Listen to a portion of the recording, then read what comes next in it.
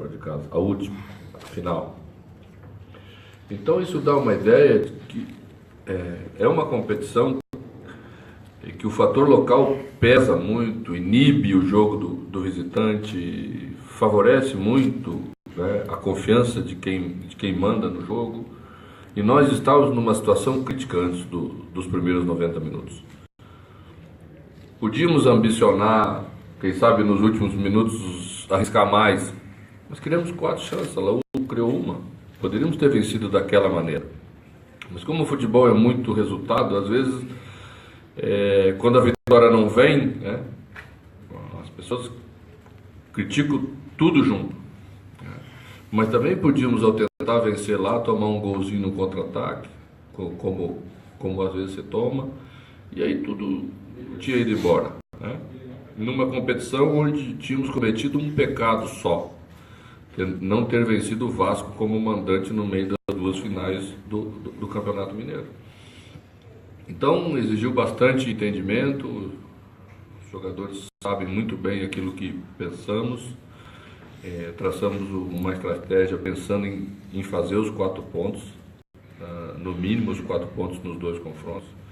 E hoje iniciamos muito bem, a equipe bem posicionada, apertando um time que é difícil de apertar, que toca muito bem a bola, pressionamos na frente, roubamos bola na frente. O fato de termos feito isso, né, nos deu uma vantagem inicial de 2-0, que abriu uma tranquilidade para o time, para o torcedor que veio no estádio, né, que acreditou na gente, e a vitória nos deixa muito felizes por termos colocado de novo na disputa.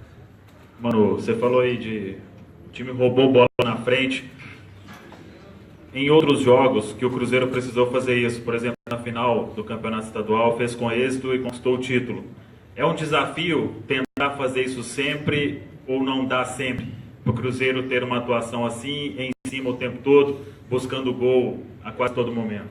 Às vezes dá, às vezes não dá, porque do outro lado também tem um time que trabalha, tem gente competente, tem jogador de qualidade.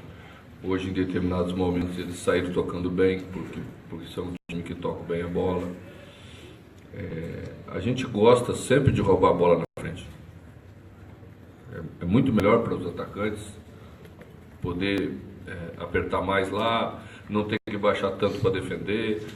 São jogadores que, né, têm muita qualidade e muito talento. Mas às vezes não conseguimos encaixar. Hoje conseguimos encaixar bem, estudamos bem o adversário também em função do primeiro jogo, sentimos as dificuldades dentro do campo, porque às vezes teoricamente elas são umas e lá na prática são outras, né? E o comprometimento dos jogadores foi fundamental para que a gente pudesse executar um plano bem feito, né? E hoje foi perfeito. Mano, o Thiago Neves, né, durante a semana, ele até disse a questão do posicionamento dele, que ele não gostava muito de jogar ali próximo à defesa adversária, de costa. Com o que ele apresentou hoje, ele conseguiu te provar que o posicionamento dele, onde ele rende mais, é como ele jogou hoje, ali no meio mesmo? Thiago não precisa provar nada para mim, eu sei exatamente onde ele joga. Mano, uma semana de treinos fechados, um dia ninguém nem entrou nem depois. Precisava interromper o senhor um pouquinho. Sim. Preciso de uma testemunha. Algum dia você ouviu eu pedir para Thiago Neves jogar de costa na frente? Não. Obrigado. Seguimos. Uma semana que você teve que fechar, né? Era um jogo decisivo, tinha que ganhar, até por uma quantidade boa de saldo de gols, porque houve direto, né, o item que define vaga. O que você mais trabalhou nessa semana para esse jogo? Outra questão, a gente não deve deixar de passar. A Laú com 9 a menos. 2 a menos. Com 9 em campo, 2 a menos, ainda atacou e não deu outra vez aqui. Me chamou atenção. Mas, primeiramente, o que você mais trabalhou na semana é a questão. E também a questão do 7, emblemático do 7 aqui, não tem jeito, né? O estádio gosta, né? Pois é. Se eu tivesse tomando 3-0 e tivesse com 2 jogadores a menos, não deixaria meu time atacar. Porque existe uma diferença muito grande entre 3-0 e 7-0. 7-0 é algo marcante quase que para o resto da vida. Essa é a maior goleada da história do Cruzeiro, um clube centenário, que é um dos maiores vencedores na Libertadores. Então não é fácil fazer. Né? 7-1. Não foi uma diferença de 7, me parece que só tinha uma vez na história. É 76. E a gente repetiu 8. Então não é fácil isso é muito marcante. Eu não deixaria a minha equipe atacar daquele jeito, porque não tem sentido, né? Você dá muito espaço, como nós tivemos espaço para jogadores do talento como temos, vai invariavelmente terminar num placar tão dilatado como terminou. Então, essa é a primeira coisa. Tem gente que gosta de atacar sempre. Eu acho que quando o adversário é mais do que você, quando atacar significa você estar muito mais próximo da derrota, eu não deixo o meu time atacar desse jeito.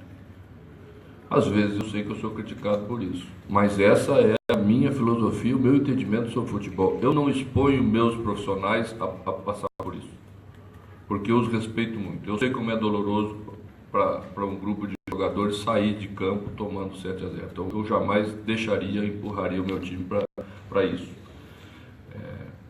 Mas aconteceu hoje e aproveitamos. Às vezes o adversário dá espaço e você não tem competência para aproveitar. Hoje tivemos numa noite feliz. O que trabalhamos muito, que foi a sua primeira pergunta, questões táticas.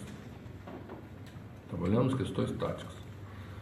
Conseguimos trabalhar bem, fizemos uma boa preparação para o jogo. Falo sempre que o técnico vive de um discurso, de uma teoria, e os jogadores que entram em campo, eles acreditam mais ou menos nessa teoria. Saímos conscientes de Santiago do Chile. Os jogadores estavam convictos de que fizemos um bom jogo lá, e que fizemos também o que tínhamos que fazer lá, para poder fazer algo melhor aqui. Então essa crença, essa confiança naquilo que é o trabalho é que faz a grande diferença, e por isso que nós temos nos últimos 6 meses 2 títulos, 2 taças no armário, 2 faixas e um pouquinho de bicho no bolso, não muito, mas um pouquinho de bicho no bolso. Mano, no jogo contra o Grêmio, depois da partida, eu te fiz uma colocação sobre a questão do seu meio-campo. A bola queimava no pé dos jogadores, queria acelerar demais, até mesmo você disse que iria acelerar no momento que não era para acelerar. No jogo seguinte, contra a Universidade de Chile, você fez uma mudança, você tirou o Ariel Cabral e colocou o Lucas Silva. Qual o peso dessa mudança no meio-campo para essa melhora, tanto no Chile, que não acelerou, acelerou na hora que precisava, e no jogo de hoje, a presença do Lucas Silva na sua equipe? Para ficar claro, não penso que era Ariel o jogador que acelerava no meio campo, porque não é a característica de Ariel acelerar o jogo, muito pelo contrário, né? A bola passa no pé de Ariel e ele dá tranquilidade ao meio campo do Cruzeiro. Mas às vezes com uma formação você não consegue jogar bem. Nós não estávamos jogando bem, nós sabíamos disso. E precisávamos melhorar a produção de jogo. Fui buscar um jogador que podia me dar isso, né?